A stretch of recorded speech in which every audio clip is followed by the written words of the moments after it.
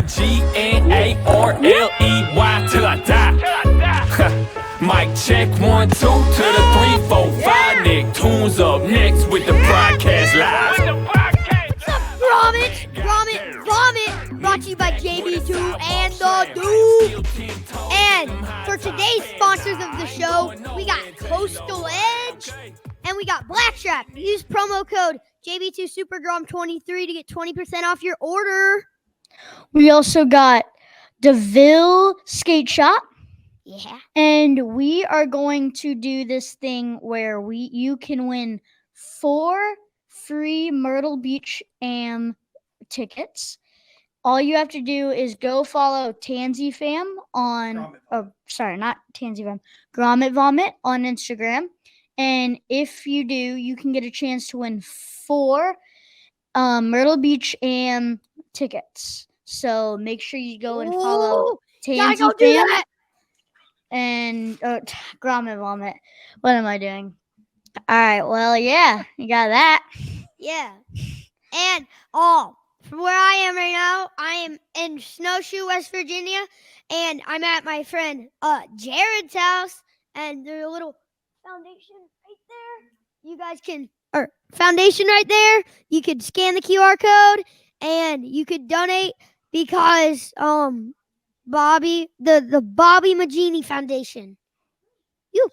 All right, who's our guest? And our guest is Zach DiPaolo. Hey, Mr. Zach DiPaolo, or what do we call you? Mr. Zach, Mr. DiPaolo, Mr. Zach DiPaolo. What? Or just You guys can just call me Zach, guys. Okay. Yeah, Zach is good. Zach. I really Yeah. appreciate you guys having me on the show. Love what you guys are doing. How are you Yeah. guys today? Awesome. I am totally fine. How are you? I'm hanging out, buddy. I've had a busy week. I'm actually back home where I live. It's right outside of Richmond, Virginia. And I'm at my apartment. I had some bike maintenance this week. Lots of like behind the scenes emails, content packages for some upcoming events. And today, as you guys know, we announced the Jackalope Fest event. So I was working with that team closely. So just stoked, hanging out at home, and I actually have this weekend off. So just gonna do some training and have some fun. Yeah. Yeah, that's awesome. Yeah. And so guess what we're gonna be doing this podcast? What? Tell me. We are going to be asking questions. Woo! I'm Woo! here for it, buddy. Ask Yeah, away.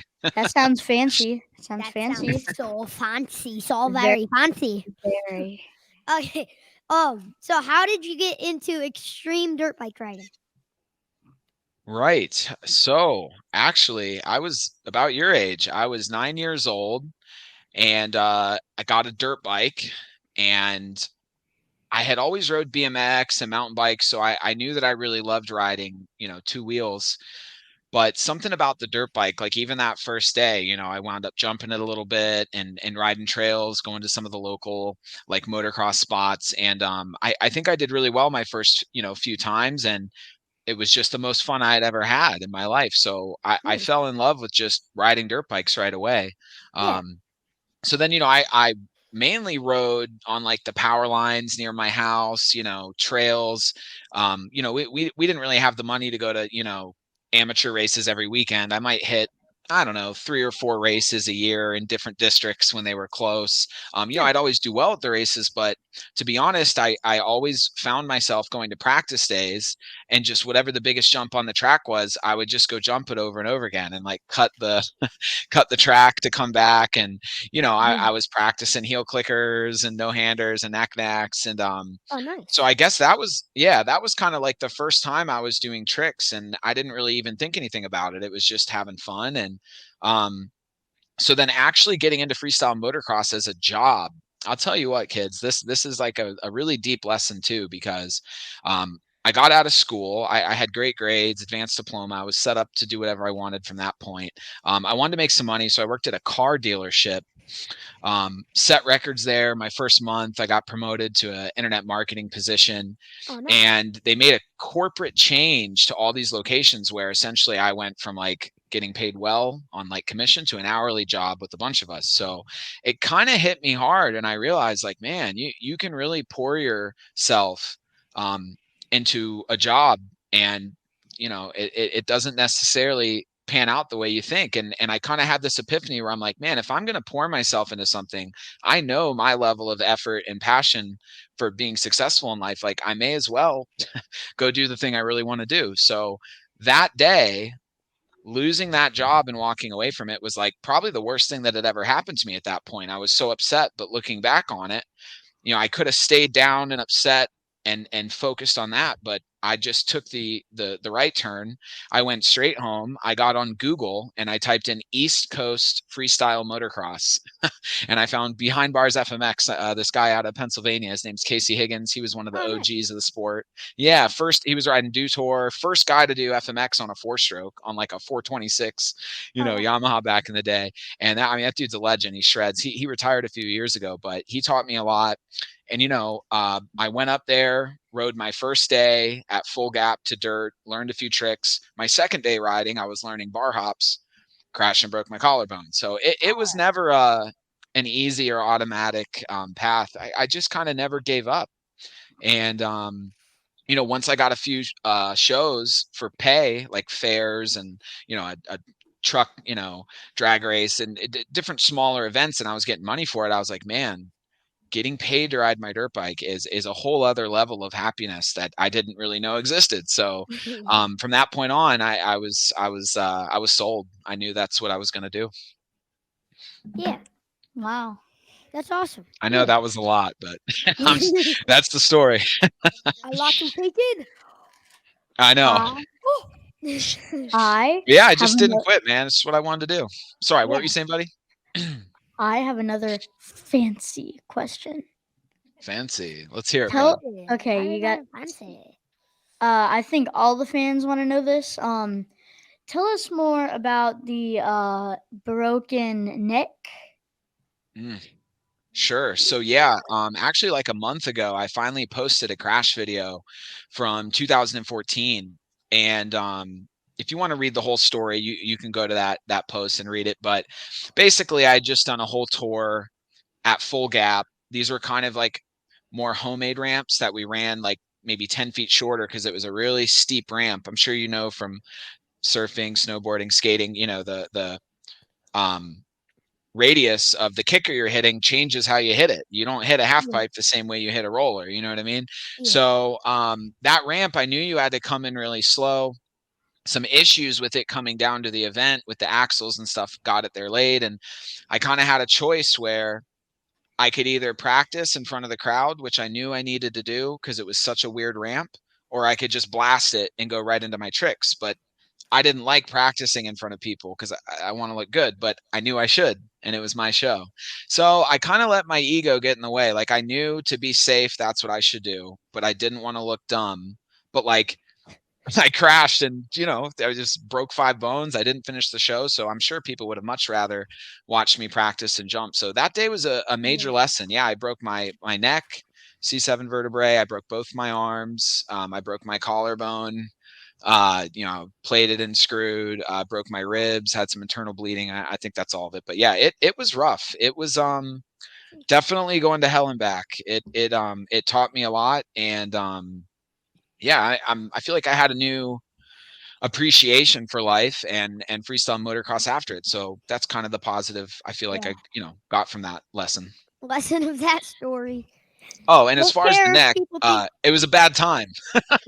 I feel like you kind of was asking me more about like breaking my neck. That's how it happened, and I wouldn't recommend it. And lesson of that story: don't care if people think you look dumb. Amen. Much rather people think you look dumb than break 5 bones. Absolutely, 100%. I'm glad that you got that. Yeah. You can go. Duke. No, you got it, Duke. Yeah. Okay. Yeah. I'll back you up. I think that was the most bones I've ever heard of breaking at once, of somebody breaking at once? Because that sounds like you said 5 bones breaking all at once. Yeah. Yeah, that sounds it really hard. it kind of felt like going through a portal and then waking up on the ground in like a suffering human being's body. That's the only way I can describe it, because it was so intense. It was almost like I time traveled or something. Because I didn't get knocked out, but just the sheer force of the handlebars kind of coming through me, it didn't knock me out, but it just felt like, I don't even know, like a bus in the universe came through and just traveled me through a portal into someone laying on the ground with a bunch of injuries. But That's probably what you were like waiting at the top about to go down. Do I practice or do I go? Do I send it? Do I practice or do I send it? Send it. Yep, that's pretty much it. And it works most of the time. Like, as you guys know, at a certain point, you got to believe in yourself, and you do got to send it when you're scared. So it's a tough thing to figure out when you're growing up. But I think at that point, I was just so hungry to show people I was a good rider that I cared a little too much about that. And I've learned. And now if I get to a show, 99% of the time I just hit the ramp at full gap, either in practice or the show or whatever. But man, if sometimes we get to an indoor arena where we got a slick concrete run up and we don't have as much room as we need. So I'll do whatever it takes to get it done safe now. So definitely a lesson learned there. Yeah, like today I was snowboarding, and in the terrain park, there's like, it's a weird jump. It's kind of like a tabletop. You can either like go up right on the tabletop or go back down or air it like a hip.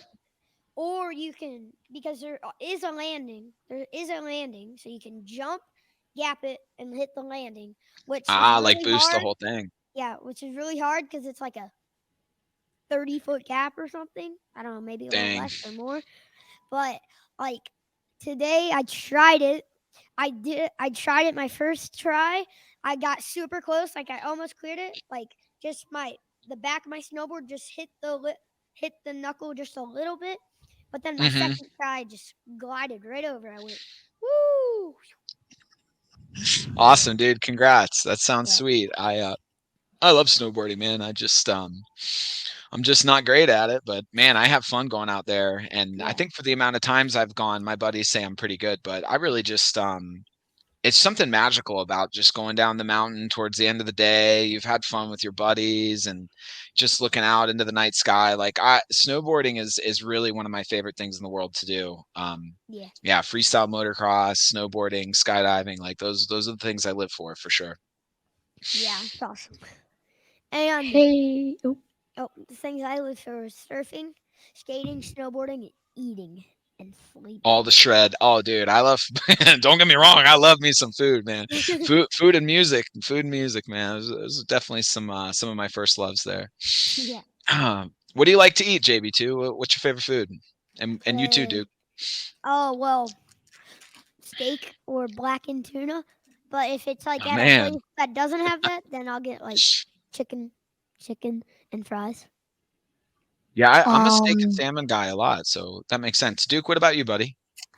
Hold up, I gotta think for a second. Dude, I know. I mean, when people ask me, like, even what's your favorite Mexican food? I'm like, I don't know. Tacos, fajitas. There's so many options. I really like oysters, and I really like mussels. I'm into seafood a lot, and this might sound weird, but I love Hardee's burgers. I don't know why. It's just I like you like a nice Carl's Jr. Yeah, no, actually, I'd get like the biggest size of burger they have, and I'd get like a big fry. I don't think I can't. Are they the ones with the curly fries, or is that Arby's? I think I'm getting confused. Arby's. I think it's Arby's. Arby's. Cool. I think it's Arby's. They have the straight fries like Wendy's. Gotcha. They're both good. So hey, you guys are coming to Jackalope, yeah, down in Virginia? Yep. Yes. So when you guys come to Jackalope, I want you to do one thing for me. I want you to go try NN Burger. It's the best burger you'll ever have in your life. I'm serious. They got locations in Tappahannock and Kilmarnock. You can hit it on the way down. They just renewed as a title sponsor for me this year. So their support has been really critical the last few years. And also just to give a shout out to my clothing sponsor, Head Rush, Fredericksburg Motorsports in Fredericksburg, Virginia. Cool. Yeah, I'm just so grateful for my support this year, and I really think it's going to make a difference. But yeah, you guys got to try that NN Burger when you come down. Yeah. Okay. While you're giving plugs to your sponsors, I'm gonna give a plug to a couple of my sponsors. Okay, guys. If you ever come down to Virginia Beach, go to Coastal Edge, buy some swag. You know, be like JB2 sent me.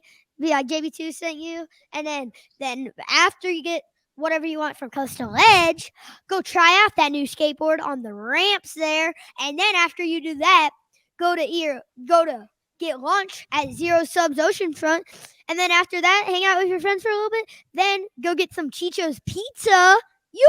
Hey, sounds like a pretty rad day. Yeah, my guy. I bet you Zero Subs would be for lunch, and Chicho's Pizza would be for dinner.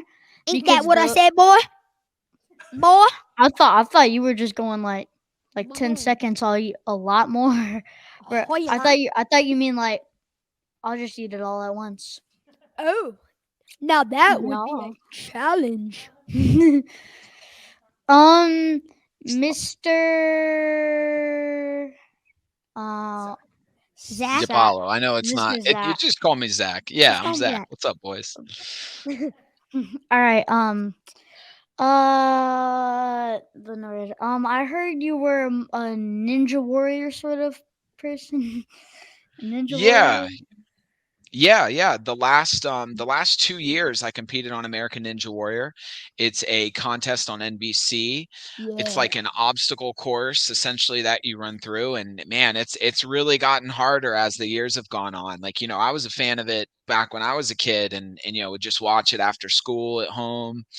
And I always just enjoyed seeing, people from different backgrounds. It was just so interesting to see how they do on the course. And yeah, so I cut weight and did a ton of ninja training. I had some of the best coaches in the business. Shout out to my boy Dougie Harrelson, and all the people down at Rock Solid Warrior and now at Motive Movement in Greenville, South Carolina. All these gyms, like everybody really put me in a position to do well. I competed on the show. I had an amazing introduction both years. NBC rented me a dirt bike to come in on, custom gear and stuff for the show, for the intro. Oh, wow. And I had a lot of fun doing it, but it was a lot. Sometimes I think maybe just focusing on the run could have helped. But once I conquered that first obstacle, I was, I had good energy. So it really bothered me for a while, but I did not advance to semifinals. I fell in the water both years on really hard obstacles, and it was a small mistake. The first year it was like a timing error. This last year I competed, they had this roller coaster obstacle where you lâché with a bar. You lâché from a rolling bar to another rolling bar, and then you take that bar with you from the second track to the third. And I basically jumped that first gap with a little bit too much forward force. So instead of rolling down it like a jump, like you'd pump a roll in to jump the next jump, I fell down it and lost my speed. So I fully committed. I know I was in shape to get through that course. I knew I would have gotten up the wall if I got there. I was the right weight. I was the right everything. It's just a small mistake. And when you're trying hard stuff in life, it's going to happen. And tough situations don't last, tough people do. So I'll be back. I'm going to redeem myself on American Ninja Warrior. But yeah, it was a blast. It actually kind of started just because of the COVID year. I had a year worth of shows booked, when all the shows kind of got canceled. So I didn't want to not have, something to chew on, like a difficult challenge for my body, So yeah, I decided to start training for Ninja Warrior. So that's kind of where it started. And that's another lesson. It's sometimes bad things happen and you find something else cool you probably never would have even tried. And I'm so grateful for all that, it's taught me, and all the experiences with it and everything. So it's actually funny how much it's tied in, all the balance and like grip strength and core strength I gained from Ninja, for sure I felt better on my dirt bike doing tricks in the air. So you know, one hand washes the other with athletics and staying in shape. So yeah, man, just grateful for the experience. Yeah. But you know what you got to do? Even though you Let's hear it. fell in the water, even though you fell into the water, you're one of the people that get to know is if the water's hot or cold. It's freezing, bro. Freezing. Like even when we first got there, before we ran the course, they have testers, because you know you're not allowed to touch the course. We don't know what it is until we get there, and we get to watch a tester run the course once.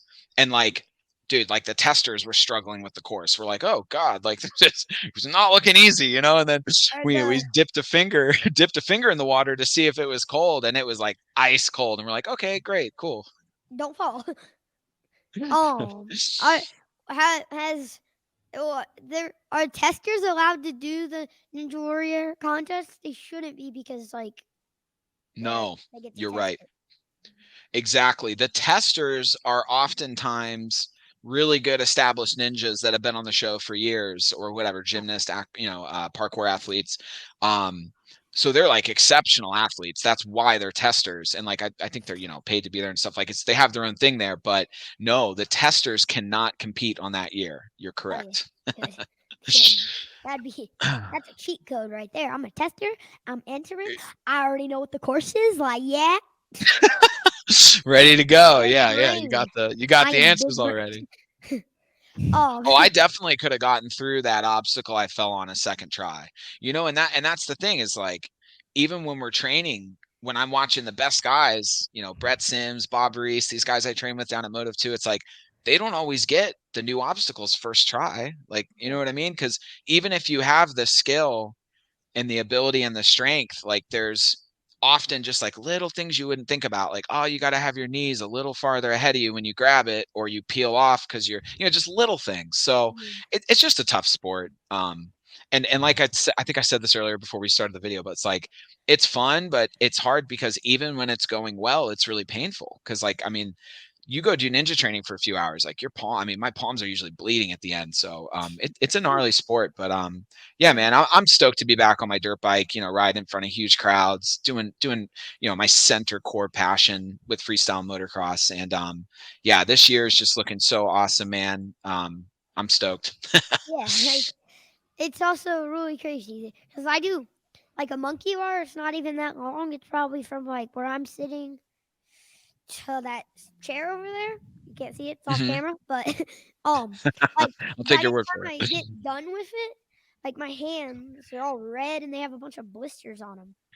Oh yeah, my hands are, you see the calluses on these boys. They're smoked. But I mean, that's everything: weights, riding, ninja. But yeah, it's, you know, and I think even for you guys being into board sports, I think, you know, if you got a rainy Sunday and you want to go have some fun, pop into a ninja gym. You'd have fun, man.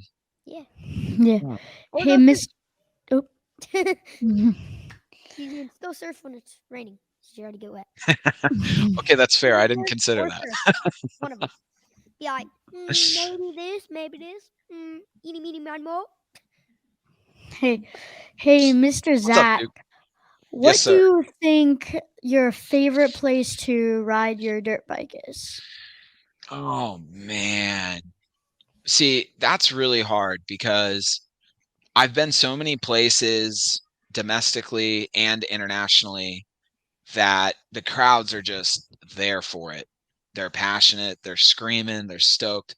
But like, if I really had to think about it,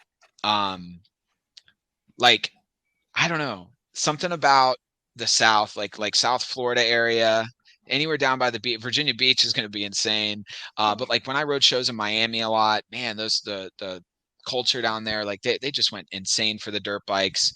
But if I had to pick one place, honestly, Poland. I did shows in Europe for a couple years, and we would go ride in like Krakow, Poland, and man, the Polish people there, it's like there was not one human being in the stand that wasn't standing, waving their arms, screaming, and it just made every show so much fun. So yeah, if you guys ever get a chance to do any snowboarding, skateboarding, whatever contest demos in Europe, be ready for Poland. It'll be a wild event for sure. Yeah. Yeah. Hey, Oh. Mr. Zach. Oh, You got you it. can What's go. up? No, Me? you go. Okay. Mr. Zach, who do you think your favorite rider is?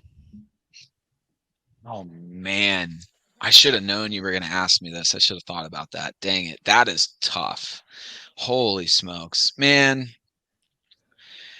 I mean, as a kid, obviously like Pastrana is like, the man, you know what I mean? It's like McGrath, as far as racing is concerned, like McGrath was kind of already done when I was a kid. I always really liked watching like Carmichael and Stewart race. This is like motocross, supercross, but freestyle motocross, especially, Krusty Demons 8 and then TP 199 Lives. Those were like the first two FMX DVDs that I got from my buddy Matt Francis and his brother Andrew. And I was watching those at my place, and that's definitely, when I fell in love with freestyle motocross. And yeah, man, just the stuff that Pastrana was doing day in, day out for the Nitro Circus show and X Games. So he is like, it's really hard not to mention Pastrana. But then like, you want to talk about guys that I was just like obsessed with, like their riding specifically.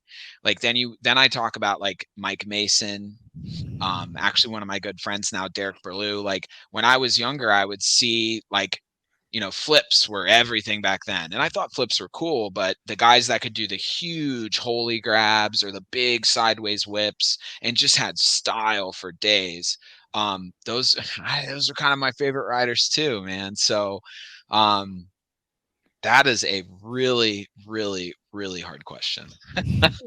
But, yeah, and it's like even the militia guys like Deegan and Twitch, all those guys, like I was huge fans of those. And I never really like picked sides between the whole like light and dark. Are you a Pastrana, fan, or are you a metal militia fan with Deegan or Twitch or whatever? I always just kind of liked all the guys in their different style. But man, Pastrana taught me how to flip at his house the first time I ever flipped. He's let me stay there so many times. He's such a good dude. His family, his friends, like when you walk into a room that Pastrana's in, it's like there's like an alien there that just makes everyone in the room elevate everything, energy, conversation, the ability to like believe in themselves. So like that's pretty special, man. Like I've met a few people in my life that have that energy, and they're all that caliber, you know what I mean? Even like my buddy Bob Reese, he's like one of the best parkour athletes in the world. And it's the same way. I can be tired and show up to a parkour or ninja session with him and we'll train 7 hours. Like, I don't know how. Like he's just he gives off this like environmental stoke and energy and just passion. So yeah, man, it's like I've met a lot of my heroes now too. But yeah, growing up, if you would ask me ever who my favorite rider was, Pastrana, of course. He did everything. But it's like I was really a super fan of FMX. So I liked what Pastrana was doing, but he was kind of coming to send stuff that had never been done before all the time. So not that it didn't look amazing, but I always really liked watching guys like, Mike Mason, who just had perfect, flawless style on the tricks he was executing. So yeah, man, like Pastrana and Mike Mason and even like Tommy Clowers, Clifford Adaptante, some of the OG legends, like, I don't know, man, their style is timeless to me. So, yeah, man. That was a long answer. I love them all. It's a tough one. Like I'm friends with these guys. You know what I mean? Yeah. I mean, nobody really cares who my favorite rider is, but I care about my answer. So yeah. Yeah. I care. I care so much. Thank you. I do too. Who's your guys' favorite dirt bike rider? You better you guys not have a dirt bike? Do you have a favorite dirt bike rider? Jared, other than me, of course. I'm just kidding. Jared Taylor or Cavis Pastrana? Yeah. Are you talking about Jared McNeil? He rides the blue bike. He does the huge upside down. I also really love Jared Taylor. He doesn't. I actually am not familiar with him. He produced Nitro Circus with Pastrana. He's not a real rider. He rides, but he's not like that. Gotcha. I figured he meant, McNeil. He's pretty popular, Jared McNeil, with the big upside down whips and stuff. But yeah, man, I should have prepared myself for the who's your favorite rider question. That's hard. That's like the only question that you guys could have given me that would have messed me up. Mine's probably Do you, guy. you guys need me to answer it shorter, or was that okay? Like, I don't know, whatever. No, Yeah, that was awesome. Oh wait, I need to give you my answer. Is that adult approved, or do I need to answer that more concise? No, it's good. So I don't know. You probably don't know him. His name is Zach DiPaolo. I have heard of that guy, actually. Awesome, dude. I'm stoked to meet you kids, man. Really, like, a lot of the I don't know. I feel like Virginia too, like, action sports isn't huge. I mean, I'm the only FMX rider ever. The skateboarding and BMX scene, it's strong in some areas and stuff, but man, I don't run across as many well-rounded, articulate shredders as you guys. You guys are killing it, man. I'm excited to watch you guys grow up. Thanks. Thank you so much. You're Jackalope. Oh, speaking of favorites, Mr. Zach, Yes. what do you think your Yes, sir. favorite song is? My favorite song. I don't know if anything makes me feel as good walking down the beach or street as Electric Light Orchestra, Mr. Blue Sky, if I'm being honest. Like, if I just want to feel amazing, you kids don't know what that is, but it's an older song. Man, music is like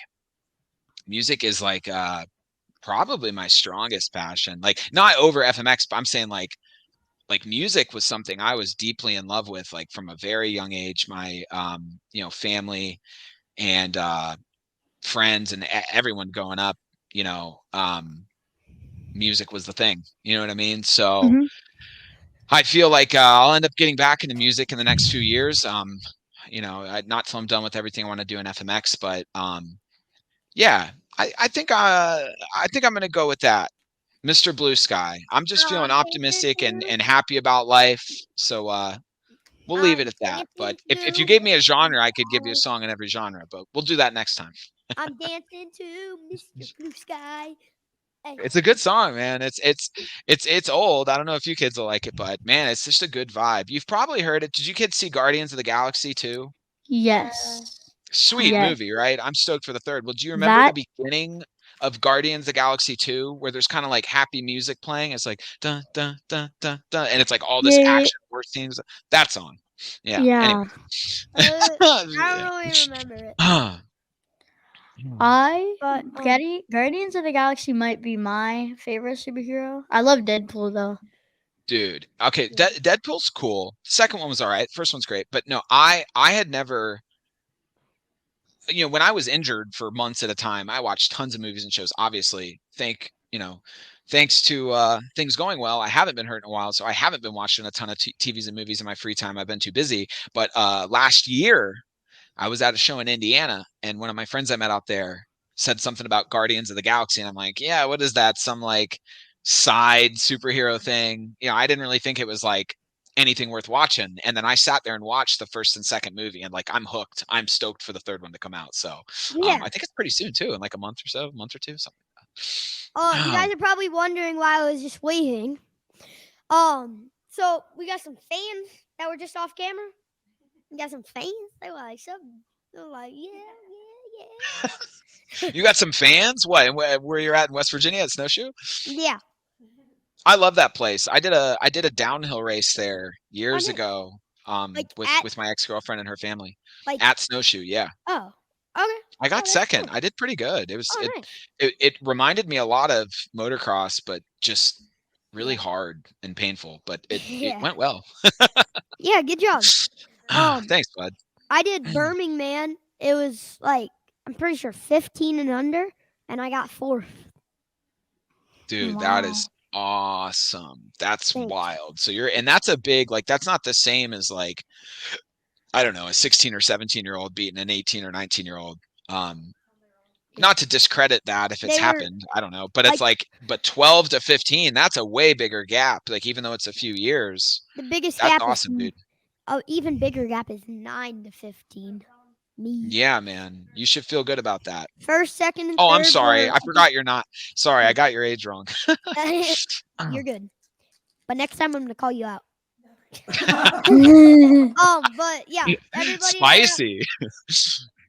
everybody that got first, second, and third were 15. I think maybe one of them was 14, but I think they were all 15. Congrats, buddy. That's something to be Thanks. really proud of, dude. Yeah. So what? Yeah. What do you think like the gnarliest trick you ever landed is? Okay. So like I have flipped. So a lot of people would just say flip, but I know from riding, flipping it really isn't the hardest trick. It might be the hardest to commit to mentally, but the hardest trick I think that I've ever done, I was riding a contest down in Georgia with some of my old buddies. And we were metal to metal, 75 feet on polished concrete, so full gap, concrete, metal, there's no room for error. And so we were doing a best trick contest, and I knew my buddies had like, a little higher level tricks than me.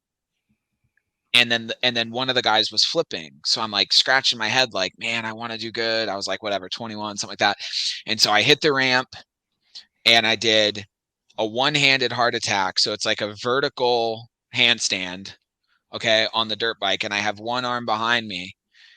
And then it's big, held it, came back to the bike and like never bar checked no-handed lander. I'm really good at no-handed landers. I'm actually going to post a no-handed lander like in a few days that I just did to a dirt lander. Hadn't done it in a while, but and that was with no steering stabilizer or anything. I was on a roached stock bike, but yeah, one-handed heart attack to no bar check, no-handed lander is like, I would say the technically most difficult trick I've ever done on a dirt bike. I don't think a lot of people could do that. I don't think a lot of people would try it. And I know that there's more people that have flipped than landed that.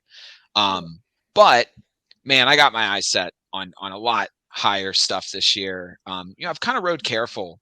I don't have a huge support, like it's me and my mom, so like if I get hurt, man, I got rent, like I got bills. I've had to be careful throughout my career, and getting hurt meant potentially not having a place to live. So I think I've rode really carefully my whole life, where I kind of got to a point where I could get paid to go travel the world and have fun. And I've done that now for years. And now this year I'm ready to like take more risk and put more time into progressing, not just like making money and enjoying traveling with it. So I think if we had this same conversation next spring, I would have a way gnarlier trick as my hardest trick. But yeah, that's my answer for now. Well, I mean, that's still a really hard trick. Like, I definitely can't do that. Thanks, buddy. I appreciate that. What was I about to say? Oh, I forgot. Okay, we'll come back to it whenever I remember. It happens. Yeah. Here, I got you. Here, I'll do this while you remember that question. All right. So Mr. Zach, do you think we're going to see you at the Jackalope? Yes, 100% sure. I will be at Jackalope Fest in Virginia Beach. I mean, I've rode a lot of really cool shows. I've done international shows, whatever, Japan, Europe, Mexico, Canada, United States, arenas, stadiums. I did 5 months every weekend on Monster Jam Tour last year. I've done cool events. I got to do the Capital One Arena in Washington, D.C. That was a childhood dream. I mean, a bunch of times. Anyways, I've never been as excited about an event as I am about Jackalope Fest. Are you, how do you feel about Tony Hawk coming? Nobody told me, dude. Like people, I think they thought it was funny for me to find out like last second, and like it was a really nice surprise. I mean, I was already taking this show really seriously, really excited about it. I knew what tricks I had planned for it.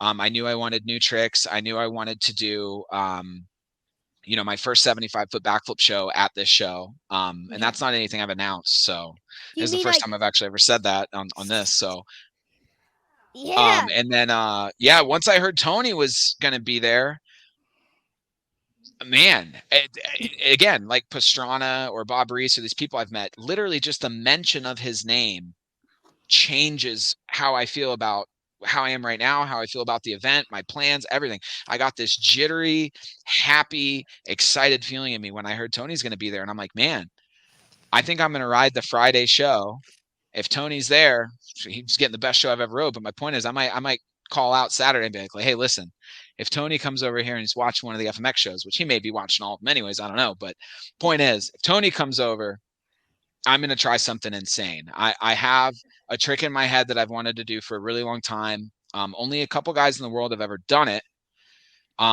It has something to do. It's not flipping the whole bike, and it's not a regular upright trick. So I'll let you figure it out from there. But I think I'm the right build. I think the ninja training will help. I think I'm the right height. I think that I know that I've been practicing things to get ready for it. So really all I need is some time at a foam pit. And so that's what I'm working on right now, is like, I don't want to take so many shows leading into Jackalope that I don't have enough time to learn new stuff and really be ready to kill it at Jackalope. So I'm going to do like just enough events from now to June to like pay my bills and have money to travel. But I might even like sell, my street bike or something to pay for a little extra time at the foam pit, because this show means so much more than money to me. I'm going to make sure that that's the best weekend of my life. So I'm stoked. Yeah. I'm going to take a guess. I think you're going to be going. You're going to flip your body, but not the bike, and then land back on it. It's a pretty dang good guess, my friend. So yeah, that's something, I got to work on. Flips I've been working on for years. I'm good at back flipping. It's just, I have to drive 20 hours to go practice. So it's like the money and the time and, and then foam pits hurt, man. You land upside down on those things. Yeah. You can get hurt. You can, I did a perfect flip into the foam pit at 75 feet and we just didn't fluff the foam underneath quite well enough. We were doing it enough, enough frequent. Dang it. We were doing it frequently enough for it to be fine, but there was just a packed spot of foam that we missed. So it's like I tore my MCL. I didn't even make a mistake. So foam pits are gnarly, dude. So yeah, I want to do like just enough where I'm confident to flip 75, but I just flipped a pit bike. I've never even owned a pit bike. So I'm feeling really confident about flipping, and, it being my first flip show at 75 in Virginia Beach, that was already going to be the best weekend of my life. But now Tony Hawk's here. Flips are cool. It's the biggest thing I've ever done in my life. And I'll still be on a very short list of human beings that have ever done that, which is amazing. And I'm honored. I kind of think Tony Hawk being there means I should do everything I possibly can to put on the best show I possibly can that day for Virginia Beach and Tony Hawk. What do you think? Yeah. That's what I'm thinking. When you say 75, do you mean like a 75-foot jump, or just that's the yeah. So like we have a runway, we have a takeoff ramp, then there's a gap, and then we have a landing. So when I say 75, so the tip of the metal ramp, okay, to the shortest you could go and still downside it would be 75 feet. So we're probably actually landing at like whatever, 80, 85, 90 generally, but to barely clear the gap at 75 feet. And that's like a standard freestyle motocross gap since ever. You know what I mean? We change it a little when we have to, but generally speaking, if we have the room, that's the gap we ride. And wait, so it's a flip show, so you have to do flips? I booked myself, so Jackalope Fest, they didn't just hire me as a rider. They actually contacted me to like set the freestyle motocross show up for them. So I'm handling like, the plywood layout on the beach, the ramps, hiring the announcer, hiring the other riders, how the show will go, all of that stuff. So what's cool is I really have a lot of control over how the show goes. So I brought in a couple OGs, man, 2 guys from New Jersey, my buddy Derek Berlew and Mike Angerman, and they're both old school 2-stroke riders. People love the 2-strokes, man. So people get to hear the 2-strokes, the 4-strokes. Angerman's got classic like side shows. It's like a rock solid off the side of the bike, Captain Morgan flip tricks. Derek's got like the gnarliest whips ever and every upright trick, flip trick. So I'm going to choreograph that where we do like trains where we're doing the same trick. I don't know. We might do a best whip, breast trick contest. We're still kind of deciding on all that stuff, but I definitely am going to put a lot of thought into how that show rolls. And at 1 or 2 of them, I think I'll do a trick I've never done before that not a lot of people in the world have ever done before. But yeah, I'm going to flip at every show. So I'll be doing all my uprights, whips, new upright tricks, and flipping at all the shows all weekend. But if we can get the vibe right and people want to see it, and Tony's there. I'm ready to get real sendy, man. It's just time. I've been careful so long. Yeah.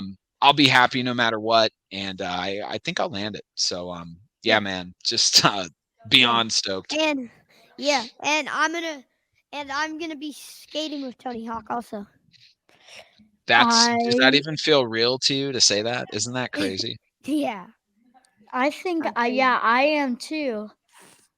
Yeah, I'm Yeah. doing in like We're gonna be skating it's the not vert together. it's kind of like I think it's like in I'd say like 2 months, 3 months.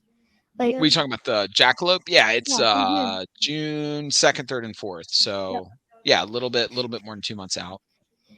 Or yeah, I a am couple months out. I'm really stoked. Everybody, make sure you go watch Zach throw his special trick at Jackalope. Yeah, it's gonna be at Virginia Beach. Okay. All right, I think it's joke time. Yes. Joke. Joke. Okay, Mr. Zach, do you have a joke? A joke for you guys. Yes. Mm-hmm. Let me hear y'all's jokes first. Yours is probably about pizza. It's probably very cheesy. Okay. Well, that's not my joke. Okay, my joke is let's see. All right, you go, Duke, while I'm thinking. Okay. What did the horse say when it fallen over? Oh no, I fell. No, I've fallen and I can't giddy up. It's a good one. It's a good one. I didn't see it coming. I thought I was gonna do something with hay. Hay is for horses type thing. Yeah.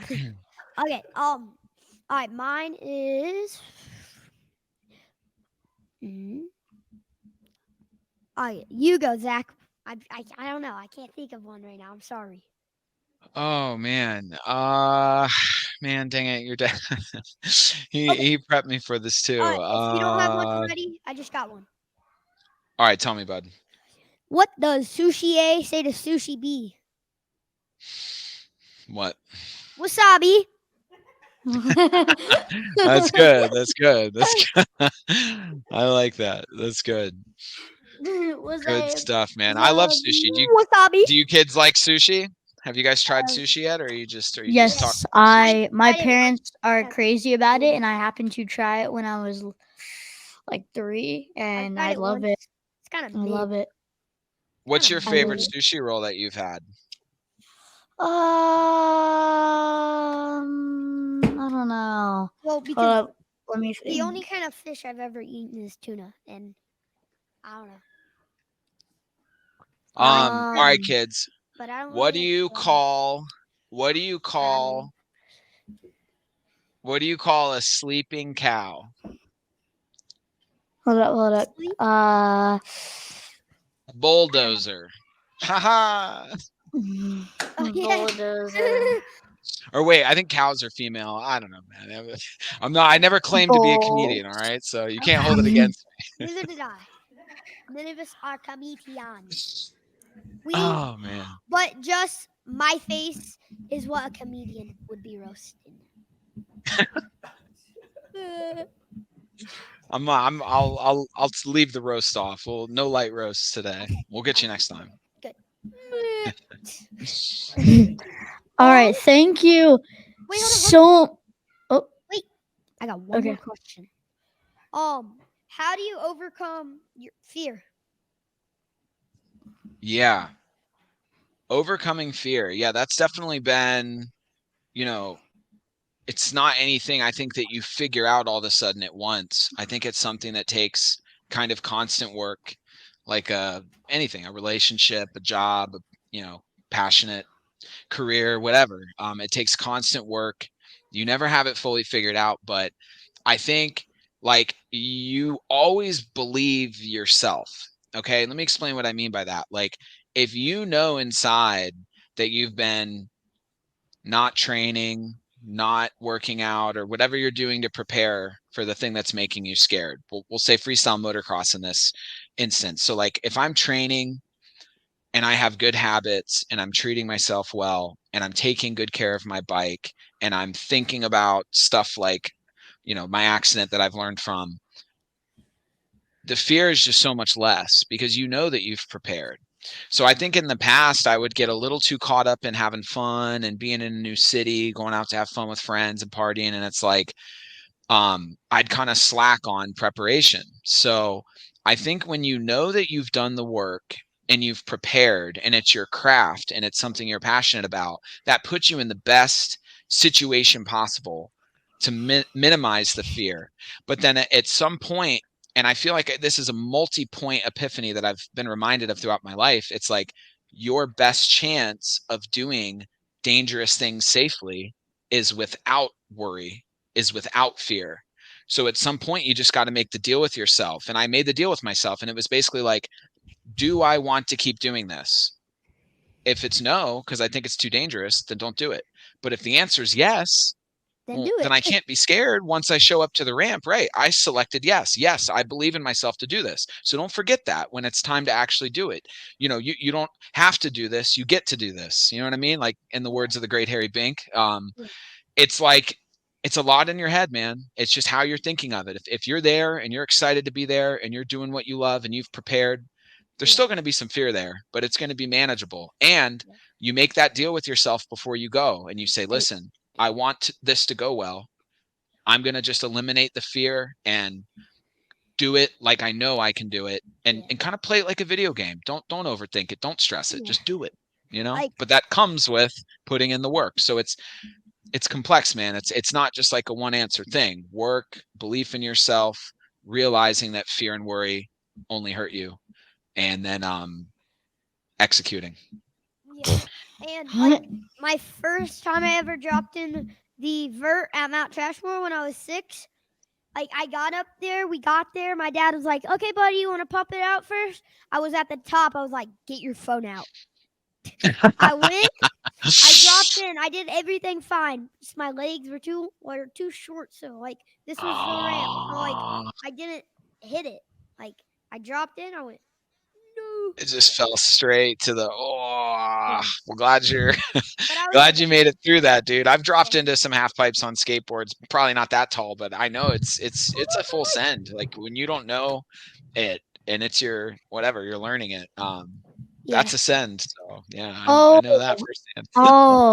I think I know. I think I've seen the video of JB when he did that. Yeah. So it was like funky letters that were colorful. It said kids falling, and it was like or kids getting hurt.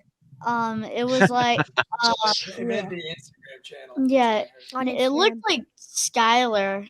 I thought it might have been Skylar, and then I read the comments, and I think it said like JB2 Super JB2 something like that. It was JB2, and I was like, oh, that had to be hard. Yeah, because that was when I was 6, so I was a lot smaller. Because I'm very small for 9. But do you have any words of Stoke or Grommet for the Grommets? Or wisdom? Sure. Yeah. Just want to say absolutely. I just want to say thank you to Grommet Vommit. Thank you guys for having me on. And we'll see you guys at Jackalope Fest. Let's do this. Yeah, let's do it. Grommet Vommit out. Grommet Vommit out. Wait, guys, Grommet Vommit out.